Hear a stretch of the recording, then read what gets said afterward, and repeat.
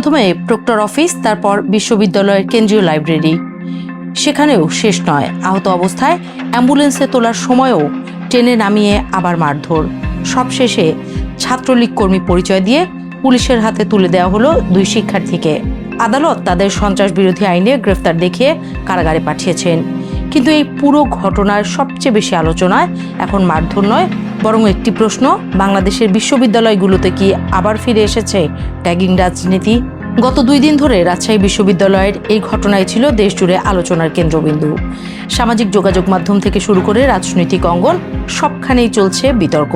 অভিযোগ উঠেছে বিশ্ববিদ্যালয় প্রশাসনের দায়িত্বে অন্যদের অযাচিত হস্তক্ষেপ, মব তৈরি এবং রাজনৈতিক পরিচয়কে অস্ত্র হিসেবে ব্যবহার করে বিচার করার প্রবণতা আবারও মাথাচাড়া দিয়ে উঠেছে।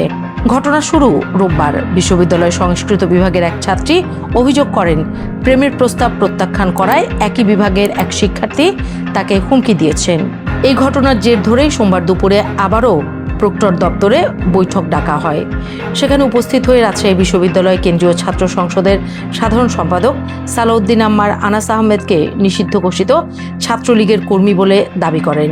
অভিযোগ, এরপর প্রক্টরের কার্যালয়ের ভেতরে আনাসকে মারধর করা হয়। কিছুক্ষণ পর পরিস্থিতি আবারও উত্তপ্ত হয়ে ওঠে।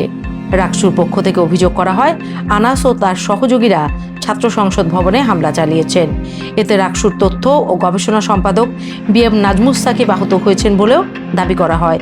এরপর রাকসু ও ছাত্র শিবিরের নেতাকর্মীরা ধাওয়া দিলে আনাস আহমেদ ও তার সহযোগীরা বিশ্ববিদ্যালয়ের কেন্দ্রীয় লাইব্রেরির পাঠকক্ষে আশ্রয় নেন, কিন্তু নিরাপদ আশ্রয়ও তাদের রক্ষা করতে পারেনি। অভিযোগ অনুযায়ী লাইব্রেরির ভেতরে ঢুকে সালাউদ্দিন আম্মার সহ কয়েকজন নেতাকর্মী আবারও তাদের মারধর করেন। প্রক্টোরিয়াল বডি ও উপস্থিত সাধারণ শিক্ষার্থীরা বাধা দেওয়ার চেষ্টা করলেও পরিস্থিতি নিয়ন্ত্রণে আনতে পারেননি। সবচেয়ে আলোচিত ঘটনা ঘটে এরপর। আহত মাহমুদুল হাসানকে অ্যাম্বুলেন্সে তোলার সময়ও তাকে টেনে নামিয়ে আবার মারধর করা হয় বলে অভিযোগ রয়েছে। পুরো ঘটনাটি প্রক্টোরিয়াল টিম ও আইন শৃঙ্খলা বাহিনীর উপস্থিতিতেই ঘটে বলে অভিযোগ তুলেছেন প্রত্যক্ষদর্শীরা। মঙ্গলবার আদালত 2 জনকে সন্ত্রাস বিরোধী আইনে গ্রেফতার দেখিয়ে কারাগারে পাঠানোর নির্দেশ দেন। তবে এই ঘটনার কেন্দ্রবিন্দুতে এখন একটি বড় বিতর্ক: গ্রেফতার হওয়া 2 শিক্ষার্থী আদৌ ছাত্রলীগের সক্রিয় নেতা ছিল কিনা। বিশ্ববিদ্যালয়ে কর্মরত একাধিক সাংবাদিকের ভাষ্য, আনাস ও মাহমুদুল ছাত্রলীগের পদধারী কোনো নেতা ছিলেন না, তবে অতীতে সংগঠনটির বিভিন্ন কর্মসূচিতে তাদের দেখা গেছে। অন্যদিকে ছাত্র দলের অভিযোগ, ছাত্র শিবির ও ছাত্র সংসদের নেতারা আধিপত্য প্রতিষ্ঠার জন্য মব তৈরি করে ছাত্রলীগ আমলের ট্যাগিং কালচারের পুনরাবৃত্তি করেছেন। তাদের দাবি, যাদের ছাত্রলীগ পরিচয়ে মারধর করা হয়েছে তাদের কেউ কেউ পরে ছাত্র দলের রাজনীতিতেও যুক্ত ছিলেন। আবার রাকসু ও ছাত্র শিবিরের অভিযোগ, ছাত্রদল কৌশলে ছাত্রলীগের কর্মীদের আশ্রয় দিচ্ছে এবং তারাই ক্যাম্পাসে অস্থিতিশীলতা তৈরির চেষ্টা করছে।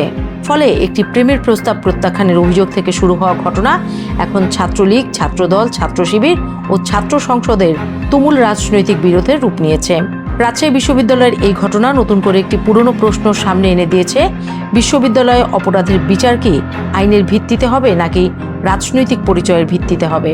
কারণ একসময় যে ট্যাগিং রাজনীতির জন্য ছাত্রলীগ সমালোচিত হয়েছিল, আজ সেই একই অভিযোগ অন্যদের বিরুদ্ধেও উঠছে। আর এই কারণে রাজশাহী বিশ্ববিদ্যালয়ের ঘটনাটি কেবল একটি মারধরের ঘটনা নয়, এটি বাংলাদেশের বিশ্ববিদ্যালয় রাজনীতির ভবিষ্যৎ নিয়েও বড় এক বিতর্কের নাম।